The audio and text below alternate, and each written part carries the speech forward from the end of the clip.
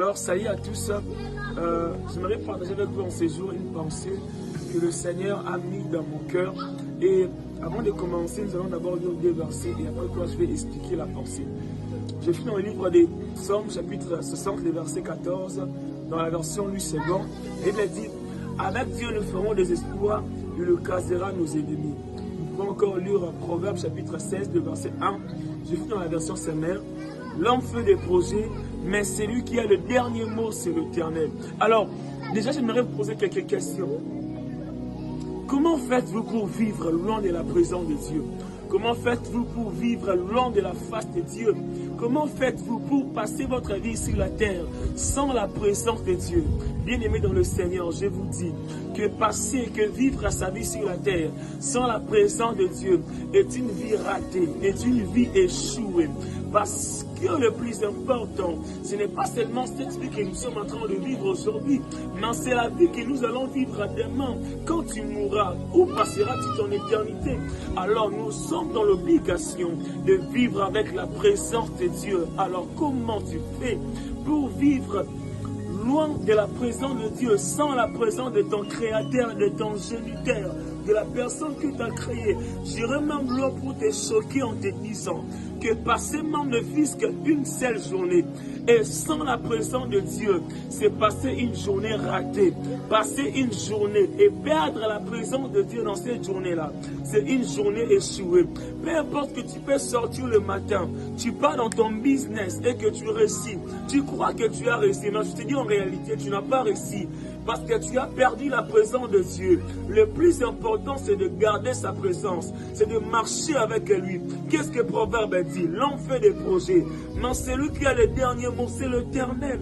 Comment tu peux ignorer la personne qui a le dernier mot sur ta vie? Nous ne pouvons pas vivre et ignorer l'existence de Dieu. Dieu existe, Dieu est vivant et nous avons besoin de lui. Nous devrons marcher avec lui, nous devrons vivre avec lui. C'est lui qui a le dernier mot sur nos vies. Qu'est-ce que Proverbe dit? Avec Dieu, nous ferons des exploits et il écrasera nos ennemis. Tu veux faire des exploits, mais marche avec Dieu. Marche avec Dieu, demeure avec Dieu. Garde sa présence dans ton cœur, dans ta vie. Le chrétien a une habitude un peu la mauvaise, un petit là qui est compliqué. Ils conditionnent la présence de Dieu que lorsqu'ils sont à l'église. Or que ce n'est pas ça. La présence de Dieu doit être quotidienne. Ne doit pas être conditionnée qu'à l'église quand tu es en prière.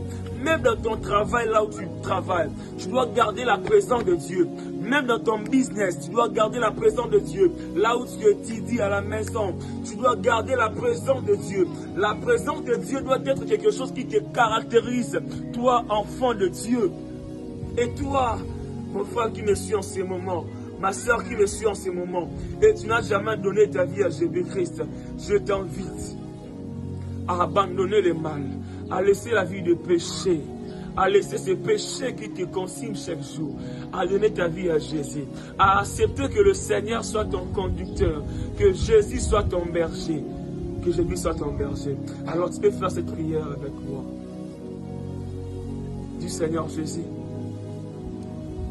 je reconnais ton œuvre à la croix accomplie pour moi. Je reconnais que je suis un pécheur. Je reconnais que je suis une personne mauvaise. Et je m'humilie devant de toi, afin que tu aies compassion de moi et que tu me purifies par ton sang à la croix, par ta parole qui est la vérité. Et qu'en ces jours que tu puisses marcher avec moi. Je t'accepte comme mon Seigneur et mon Sauveur pour toujours. Au nom de Jésus-Christ. Et cherche une église. Si tu n'as pas d'église, attache-toi à une église et vis dans la présence de Dieu. Que le Seigneur vous bénisse.